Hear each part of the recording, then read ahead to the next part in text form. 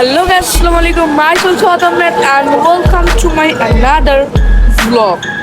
So guys, আজকে হচ্ছে শুক্রবার, আমি আর আমার চাচাতো ভাই বের হয়ে গেছি নামাজ পড়তে। তো আমি আজকে সারাদিন কি করি দেখতে থাকুন, তো লেটস গো। তো গাইস, নামাজ পড়ার পরে বাসায় খাওয়া দাওয়া করে আমরা বের হয়ে গেলাম মেলায় যাইতে।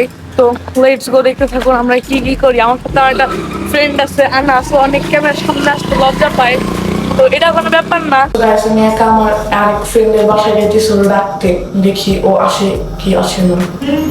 গাইস, ফ্রেন্ডের বাসা থেকে ফ্রেন্ডকে নিয়ে এসেছি। ওকে গাইস ঘুমের থেকে উঠিয়ে নিয়ে এসেছি। ও হচ্ছে গাইস ক্যামেরার সামনে আসতে লজ্জা পাচ্ছে, ব্যাপার না। ওকে বলছে ও মেলায় যাবে নাকি, ও বলছে যে না, ওর বাসায় মেহমান আসছে, ও মেলায় যাবে না, আমি আর আনাসি মেলায় যাব। আমি এখানে ওকে জিজ্ঞেস করতেছিলাম যে তুই মাস্ক পরে থাকোস কেন সারাদিন। ও বলছে ওর মন চাই তাই।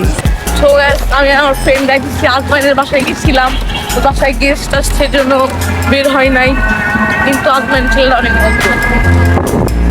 গ্যাস, আজকে মেলা হচ্ছে রাজেন্দ্র কলেজে। আমি এবং আমার বন্ধু যাচ্ছি রাজেন্দ্র কলেজে মেলায় ঘুরতে।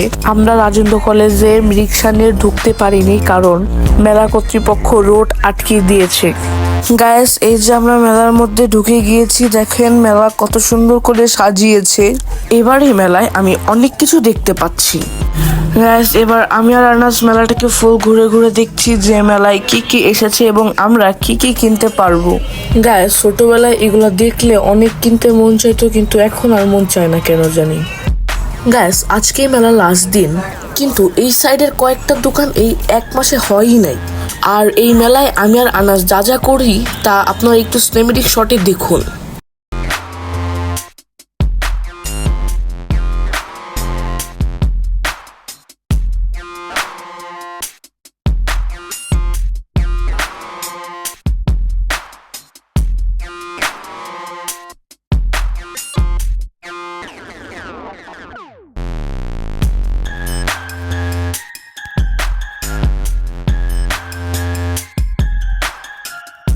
এগুলা গাইস আমি আর আনাস কিনছি, আমি আমারগুলা বাসায় যাই আপনাদের দেখাবো। আমরা এখন মেলা থেকে বের হয়ে যাচ্ছি কারণ সন্ধ্যা হয়ে গিয়েছে। এখন আমি আর আনাস যাব টং ঘরে চা খেতে। আপনারা দেখতে পাচ্ছেন যে এখানে কতটা জ্যাম হয়েছে, যে আমাদের রিক্সা এখান থেকে বের হতে পারছে না। আর কথা না বাড়িয়ে আপনার সাথে দেখা হচ্ছে টং ঘরে। আমি আর আনাস চলে এসেছি টং ঘরে চা খেতে। তো গাইস, আপনাদের দেখা হচ্ছে বাসায় গিয়ে। গাইস, আমাদের ভিডিও এই পর্যন্ত ছিল, তো খোদা হাফেজ।